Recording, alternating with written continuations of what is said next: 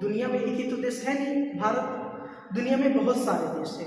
और अगर वह देश किसी दूसरे देश के गुलाम है, ठीक है ना, तो उस देश के लोग क्या करेंगे, अपने देश की आज़ादी के लिए, अपने देश के अभिमान के लिए, उसको बचाने के लिए क्या करेंगे, उस देश से क्या करेंगे, संगठित होकर के संघर्ष करेंगे, संगठित होकर के संघर्ष करेंगे। किसके लिए? देश की स्वतंत्रता के लिए। उसी को हम क्या कहते हैं, राष्ट्रीय आंदोलन कहते हैं। तो आपका जो चैप्टर है वो है चैप्टर भारतीय राष्ट्रीय आंदोलन।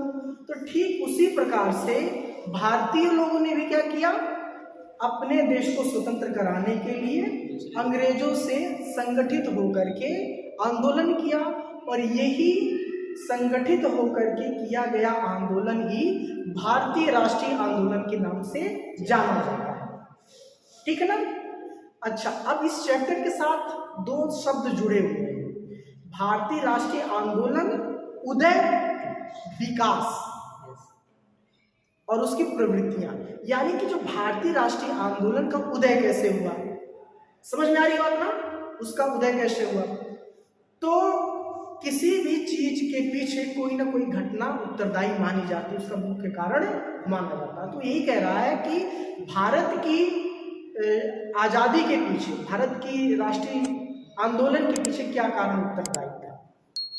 तो सबसे पहले थोड़ा सा हम उसकी भूमिका को समझते हैं। तो आपको पता होगा कि हमने छोटी सी चर्चा एक दिन किया था कि जो 16वीं शताब्दी था पूरी दुनिया में, जो 16वीं शताब्दी का दौर था, भारत उस समय पूरी दुनिया में समृद्धि की चरम सीमा पर था। बहुत ज़्यादा संपन्नता भारत में थी, और उसी संपन्नता से क्या हुए, दूसरे कुछ देश भारत की तरफ आकर्षित हुए। जैसे फ्रांस भी एक देश है, वो भी भारत की तरफ आकर्षित हुआ, पुर्तगाल है, डच है, ये सभी क्या है, भारत की चकाचौंध को देख करके, इसकी समृद्धि को देख करके भारत की तरफ आकर्षित हुए व्यापार करने के लिए। उसके बाद ब्रिटेन भी आया, यानी कि अंग्रेज भी भारत आए, किस लिए, व्यापार करने के लिए। लेकिन उनके साथ साथ पुर्तगाली भी थे यहाँ पर, फ्रांसीसी भी थे, डच भी थे और अंग्रेज भी थे। तो जब सबको व्यापार ही करना है तो व्यापार के लिए भी इतने सारे हिस्से क्यों लगे। तो इन लोगों ने क्या किया, आपस में ही संघर्ष किया, आपस में ही लड़ाई करना शुरू किया। ये हुआ कि भाई जो जीतेगा वो क्या करेगा, भारत में अपना व्यापार करेगा। तो इन सब में अंग्रेज क्या होते हैं, जीत जाते हैं, और हर जगह अपना वो व्यापारिक केंद्र स्थापित करते हैं। उसमें से एक बड़ी व्यापारिक कंपनी थी जिसका नाम था east India company. East India company वो क्या करती है, भारत में अपना व्यापार लगाती है। लेकिन फ्रांसीसी को तो हरा दिए थे अंग्रेज, पुर्तगालियों को हरा दिए थे, डचों को हरा दिए थे, लेकिन जो भारत में छोटे छोटे नवाब थे और उस समय जो छोटे छोटे राजा थे वो क्या थे, अभी भी थे। लेकिन उन भारतीय राजाओं में आपस में कोई तालमेल नहीं हुआ करता था। अंग्रेजों ने भी क्या किया, इसी का फायदा उठाया, और आपने नाम सुना होगा, बंगाल के एक नवाब थे जिनका नाम था सिराजुद्दौला, ठीक है ना, बंगाल के नवाब सिराजुद्दौला। तो ईस्ट इंडिया कंपनी जो थी वो बहुत बड़ी कंपनी थी, उसकी अपनी बटालियन, उसकी अपनी सेनाएं चलती थी। कंपनी की खुद की एक सेना थी, समझ में आ रही बात ना। तो उसका एक सेनापति था जिसका नाम था रॉबर्ट क्लाइव, और जो बंगाल का नवाब था वो था सिराजुद्दौला। उन दोनों के बीच युद्ध होता है कब, 1757 में युद्ध होता है। बंगाल में एक जगह का नाम है जिसका नाम है प्लासी, ठीक है ना, वहां युद्ध होता है, और रॉबर्ट क्लाइव की जो सेना थी बहुत ही कम समय में सिराजुद्दौला की सेना को क्या की, परास्त कर दी, ठीक है ना। अब उसके पीछे कारण था, कारण क्या रहा होगा, जैसे उनके पास जो हथियार थे अंग्रेजों के पास, वो अत्याधुनिक हथियार थे। उनके पास बंदूकें थी, और हमारे राजाओं के पास क्या था, तलवार था, भाला था। जब तक हम तलवार लेकर के सिपाही की तरफ दौड़ेंगे तब तक वो अपनी जगह से खड़े खड़े क्या कर देगा, फायर कर देगा। और इससे क्या हो गया, बहुत ही जल्दी जो नवाब सिराजुद्दौला की जो सेना थी वो हार गई। ठीक है, इस तरह से ईस्ट इंडिया कंपनी ने सबसे पहला अपना जो अधिकार जमाया वो प्लासी के युद्ध में सिराजुद्दौला को हराने के बाद जमाया। ठीक है, अब इस तरह से धीरे धीरे एक के बाद एक वो हर राजाओं को हराते गए और भारत की हर छोटा बड़ा जो राज्य था उन सब पर क्या करते गए, कब्जा कर जमाते गए। ठीक है ना। अब भारतीय लोगों को अंग्रेजों की गुलामी सहने की आदत सी पड़ गई, लेकिन फिर भी उनके अंदर ये बात तो रहती ही रहती थी, देश हमारा, देश के सारे संसाधन हमारे, लेकिन हुकूमत इनकी। तो ये जो चीजें थी अंदर ही अंदर भारतीय लोगों को परेशान तो कर ही रही थी, लेकिन पूरी तरह से जो उनका समर्थन करने वाले, जो उनका सहयोग देने वाले जो राजा महाराजा थे वो खुद भी क्या थे, निराश बैठे हुए थे, वो कुछ कर नहीं पा रहे थे उनके सामने। ठीक है ना। तो अंत में एक घटना भारत में घटी, ये 57 प्लासी का युद्ध, और फिर आ गया 1857, यानी कि एक वर्ष के बाद मेरठ में, ठीक है ना, मेरठ का नाम सुने आप लोग? नहीं सुने हैं? मेरठ में एक बार सैनिक आंदोलन हुआ, सैनिक आंदोलन।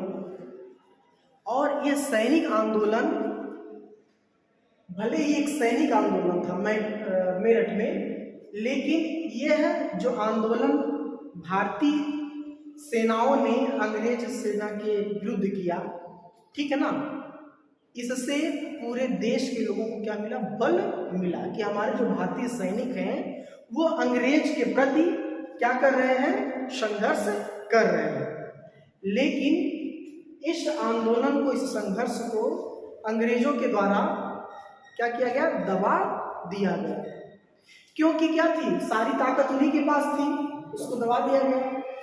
उसके दबाने के बाद भारतीय लोगों को एहसास हुआ कि भाई ठीक है, हम आंदोलन से कमजोर पड़ गए, लेकिन इस आंदोलन की जो ज्वाला थी, जो आग थी, वो भले ही बुझ गई थी, लेकिन उनके जो धुएं थे वो अंदर ही अंदर धधक रहे थे। ठीक है ना। अच्छा, अब ये हुआ कि अब हम ये सीधे आते हैं भारतीय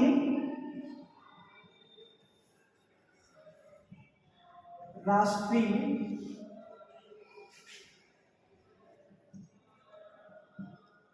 आंदोलन के उदय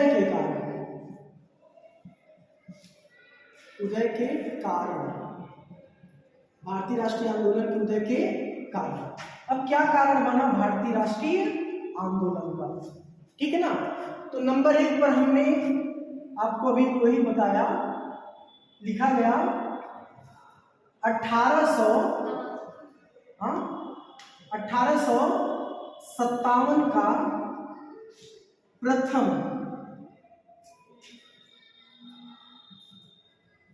स्वतंत्रता संग्राम, 1857 का प्रथम स्वतंत्रता संग्राम। अब ये क्या था 1857 का प्रथम स्वतंत्रता संग्राम, तो इसमें ये हुआ कि भारतीय सैनिकों ने, जो अंग्रेज की सेना में शामिल थे, उन्होंने क्या किया, अंग्रेज की सेना के खिलाफ संघर्ष किया, और इससे क्या हुआ, भारतीय लोगों को, भारतीय जनता को ताकत मिली, बल मिला कि हम लोग भी क्या कर सकते हैं, अंग्रेजों के खिलाफ संघर्ष कर सकते हैं, उनके खिलाफ आंदोलन कर सकते हैं। हालांकि इस आंदोलन को अंग्रेजों ने क्या किया, दबा दिया, बहुत जल्दी उसको खत्म कर दिया। ठीक है ना। ये तो पहला भारतीय राष्ट्रीय आंदोलन के उदय का क्या बना, कारण बना। ठीक है ना। दूसरे हम कारण की बात करें तो दूसरे पर आएगा भारत का गौरवपूर्ण अतीत, गौरवपूर्ण अतीत। अब हम इसको इस प्रकार से समझेंगे कि भारतीय लोगों ने ये समझा कि जो भारत का इतिहास है, जो भारत का गौरव है, वो बहुत ही वीरशाली गौरव का था। यानी कि भारत में मर्यादा राम जैसे लोग पैदा हुए, चाणक्य,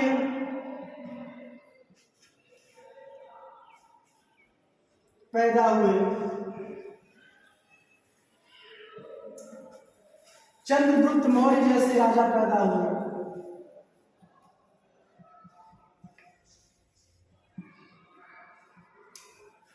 सम्राट अशोक जैसे लोग पैदा हुए। इन सबों ने क्या किया कि ऐसे ऐसे बलशाली लोग जो हमारे यहाँ पैदा हुए, और हम क्या है, अंग्रेजों का गुलाम बन के बैठे हैं। समझ में आ रही बात ना?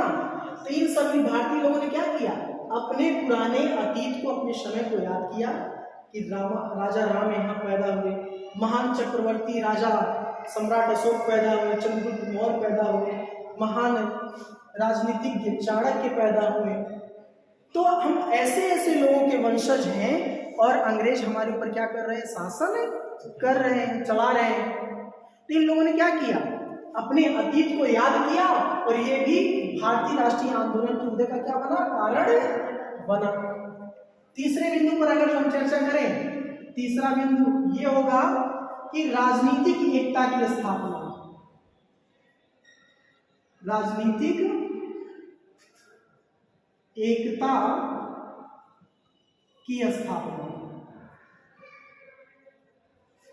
अब ये क्या है, देखिए, भारत में अंग्रेजों से आने से पहले भारत में छोटे छोटे जो राजा थे वो अपने अपने राज्य को लेकर के मस्त रहते थे।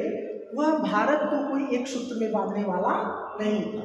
लेकिन भारत में अंग्रेजों के आने के बाद अंग्रेजों ने क्या किया, अलग अलग जगहों पर अपनी शासन व्यवस्था को चलाने के लिए, जो ब्रिटिश कंपनी थी अपनी शासन व्यवस्था को चलाने के लिए, वो क्या की, समय समय पर सभी जगहों को एक सूत्र में बांधने के लिए वह संगठित करने का काम करती थी अपने अपने राज्यों को, जहां उसकी कंपनी रहा करती थी।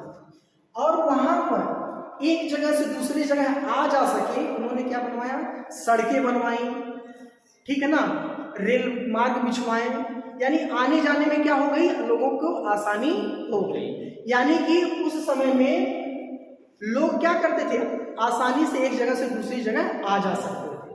तो इससे क्या हुआ, भारतीय लोग भी क्या किए, उन्हीं चीजों का प्रयोग करते हुए एक जगह से दूसरी जगह आने जाने लगे, और राजनीतिक रूप से भारतीय लोग क्या होने लगे, संगठित होने लगे। ठीक है ना, मान लीजिए हमारा आपका कोई मिलन नहीं हो पा रहा, कोई मेल जोल नहीं हो पा रहा है, हमारे पास कोई संसाधन नहीं है, तो हम चाह करके भी एक जगह तड़प रहे हैं, कुछ कर नहीं पा रहे हैं, आप चाह करके दूसरी जगह परेशान है, कुछ कर नहीं पा रहे हैं। अब क्या हुआ, एक माध्यम हमको बना मिलने जुलने का, रास्तों का निर्माण हुआ, रेलों का निर्माण हुआ, और हमें आने जाने का मौका मिला, हम आने जाने लगे, मिलने जुलने लगे, और फिर हमने क्या बनाया, राजनीतिक रूप से एकत्र होने का योजना बनाया, और ये भी क्या हुआ, भारतीय राष्ट्रीय आंदोलन के उदय का कारण बना। समझ में आ रही बात ना? नेक्स्ट अगर जो हम बात करें, तो नेक्स्ट नंबर 4 पर अगर जो हम समझेंगे, तो धार्मिक एवं सामाजिक पुनर्जागरण, धार्मिक एवं सामाजिक आंदोलन कह सकते हैं। अब ये क्या था, भारत में अंग्रेजों के आने से पहले बहुत ज्यादा कुरीतियां थी, सामाजिक बुराइयां थी, सबके अलग अलग धर्म, सबकी अलग अलग जातियां, सबकी अलग अलग सामाजिक व्यवस्था थी। तो भारतीय लोगों ने सोचा कि अगर जो हमें, उस दौर के भारतीय जो प्रबुद्ध लोग थे, उन लोगों ने सोचा कि अगर जो भाई हमें अंग्रेजों के खिलाफ अगर जो हमें संघर्ष करना है, तो सबसे पहले हमको क्या करना पड़ेगा, एकत्र होना पड़ेगा। जिसमें बहुत बड़ी बाधा थी धर्म की, हमारा धर्म बड़ा तुम्हारा धर्म छोटा, तुम्हारी जात ऊंची हमारी जात नीची। तो ये क्या है, राजनीतिक एक रूप से इकट्ठा नहीं थे। तो तमाम ऐसे उस समय महापुरुषों ने क्या किया, सबसे पहले इन सारी बुराइयों को खत्म करने के लिए वो मैदान में आए, जिनमें से आप लोगों ने सुना होगा राजा राम मोहन राय का नाम सुना है। राजा राम मोहन राय, रामकृष्ण परमहंस, स्वामी दयानंद सरस्वती, ठीक है, एनी बेसेंट,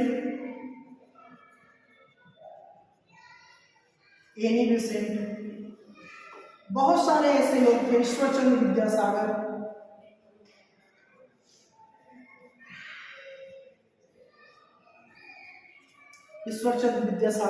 ये सभी ऐसे समाज सुधारक उस समय पैदा हुए जिन्होंने कहा भाई देखिए, अगर जो हमें अंग्रेजों के खिलाफ संघर्ष करना है तो हमें क्या करना पड़ेगा, सबसे पहले अपने अंदर ही देश के अंदर जो धार्मिक सामाजिक बुराइयां हैं उनको दूर करना पड़ेगा।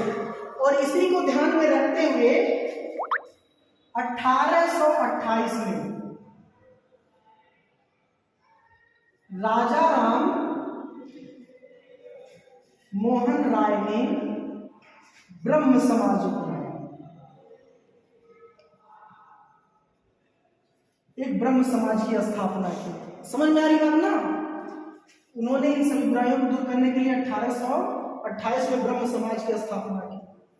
उसके बाद दयानंद सरस्वती जो थे, इन्होंने 1857 में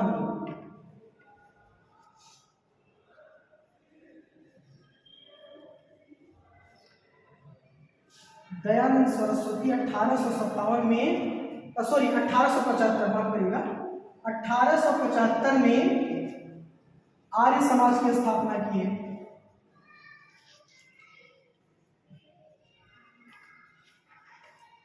आज आर्य समाज की इन्होंने स्थापना की, ठीक है ना। और इसी तरह से एनी बेसेंट जो थी, ऊपर वाला क्या दें,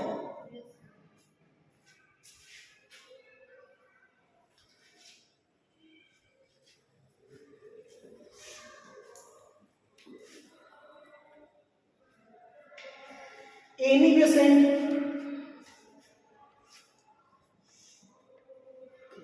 बेसेंट थी।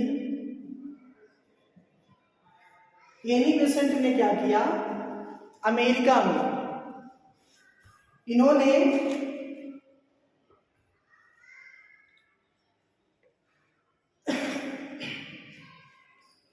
एक थियोपिकल सोसाइटी की स्थापना की। एनी बेसेंट ने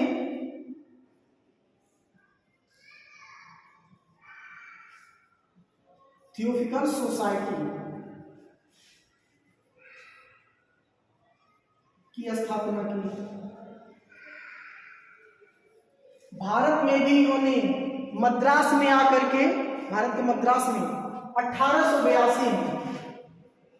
1882 में मद्रास में फिर थियोपिकल सोसाइटी की स्थापना की।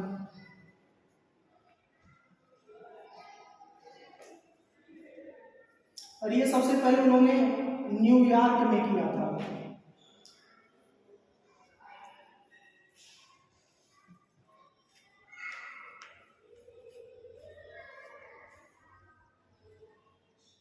न्यूयॉर्क में इन्होंने सबसे पहले इसकी स्थापना की।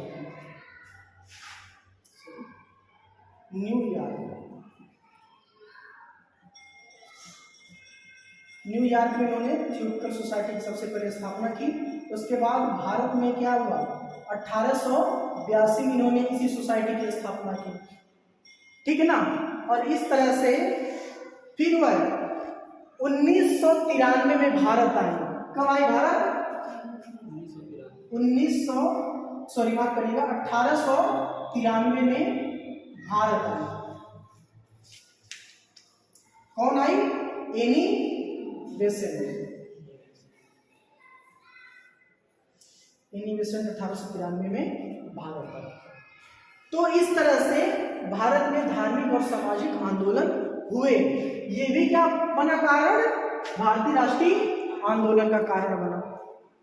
ठीक है,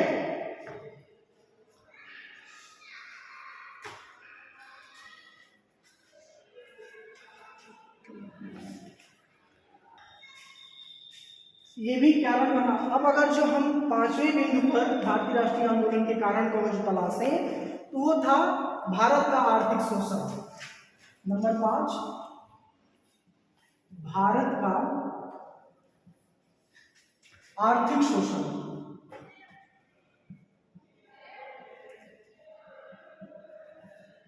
भारत का आर्थिक शोषण। अब देखिए क्या था कि जब भारत में ईस्ट इंडिया कंपनी की स्थापना हुई तो कंपनी अपने फायदे के लिए बड़े पैमाने पर क्या करती थी, भारतीयों का शोषण करती थी।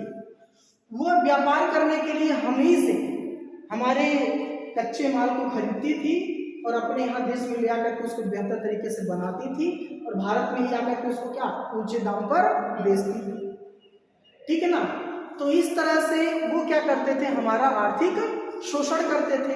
हमारे जो छोटे छोटे उद्योग धंधे थे जिसको हम कुटीर उद्योग कहते थे, भारत में उस समय बहुत बड़ी बड़ी मशीनें वगैरह तो थी नहीं, कंपनियां नहीं थी, तो हमारा जो व्यापार चलता था, हमारी जो कह सकते हैं कंपनी जो थी एक तरह से, वो छोटी छोटी हमारी कंपनी ही घरों में जो काम करने वाली थी उसी को हम शायद कंपनी भी कह सकते हैं। तो वो सारे जो हमारे धंधे थे, हमारे और आपके जो धंधे थे वो क्या हो गए थे, नष्ट हो गए थे। आज क्या है, छोटे दुकानदार बेकार है। ऑनलाइन सारे सामान को क्या किया जा रहा है, परचेज किया जा रहा है, खरीदा जा रहा है। दुकान खोल करके हम बैठे हैं, हमें दुकान पे जाने की भी जरूरत नहीं है। मोबाइल से हमने चीज़ों को क्या किया, सेलेक्ट किया, ऑर्डर किया, उसका पैसा पे किया और चीज़ें हमारे घर पे आ जाती हैं। तो ठीक है ना। तो ठीक वही कंडीशन रहा होगा, जो छोटे छोटे व्यापार थे उस समय क्या हो जा रहे थे, पूरी तरह से नष्ट हो जा रहे थे। समझ में आ रही बात ना। और उस समय अकाल पड़े, चाहे सूखा पड़े, चाहे महामारी आए, अंग्रेजों को उससे कुछ लेना देना नहीं था। वह पूरी तरह से भारत को नष्ट करना चाह रहे थे। और एक अनुमान लगाया जाता है कि लगभग उस समय 10 करोड़ लोग को अन्न नसीब नहीं होता, अन्न नसीब नहीं होता था। यानी कि लगभग 75% जो भारत की जनता थी उस समय, वो क्या करती थी, उनको भूखे पेट ही सोना पड़ता था। तो इस तरह से भारत का क्या किया, अंग्रेजों ने खूब उनका शोषण किया। अब आप क्या करेंगे, जब आप जान जाएंगे कि हमारे पेट ना भरने का जो कारण है वो अंग्रेज है, तो उनके खिलाफ आपके मन में घृणा का भाव आएगा कि नहीं आएगा। या तो आप इसको खत्म कर देंगे, बाहर भगा देंगे, वैसे भी हमारे पास कुछ है नहीं, भूख से हम मर रहे हैं, वैसे भी मरेंगे, और इनसे संघर्ष करेंगे तब भी मरेंगे, तो क्यों ना इनसे संघर्ष करके ही मरा जाए। ठीक है ना। तो यह भी क्या था, भारत का आर्थिक शोषण भी भारत के राष्ट्रीय आंदोलन के उदय का कारण था। बात समझ में आ रही है। अच्छा, अगर जो हम नेक्स्ट कारण देखें तो नेक्स्ट जो कारण था वो था पाश्चात्य शिक्षा।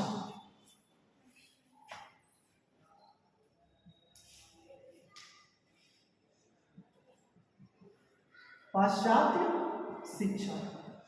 अब ये पाश्चात्य शिक्षा क्या है, मतलब वो जो शिक्षा पद्धति जो अंग्रेज की व्यवस्था थी। अंग्रेज क्या करते थे, अंग्रेजी पढ़ना लिखना जानते थे।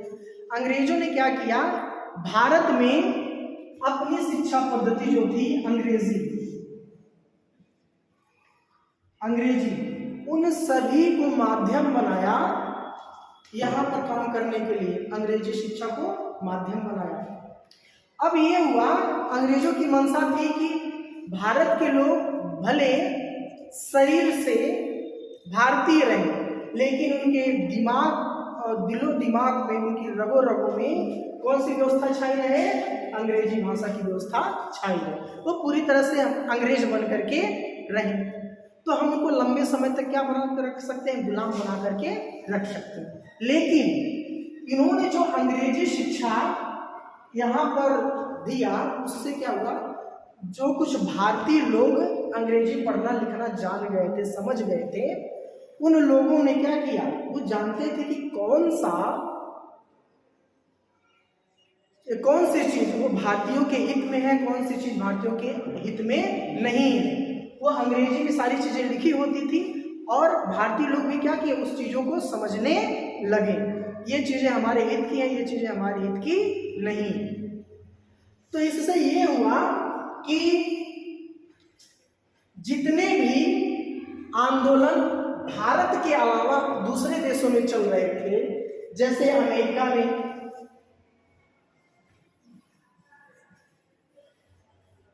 आयरलैंड में,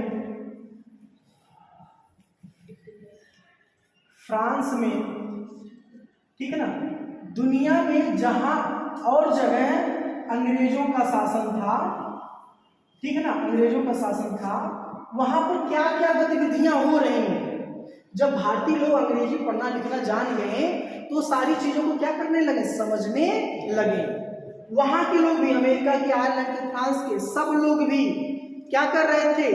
भारत से स्वतंत्रता के लिए संघर्ष कर रहे थे।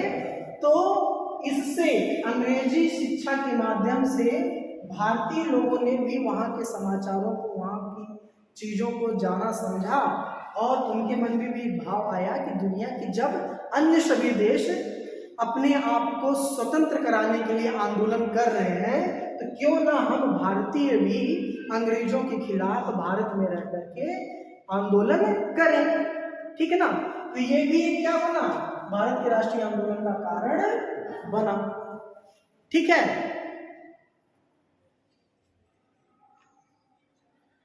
समझ में आ रही बात? फिर किसी और दिन पढ़ते हैं।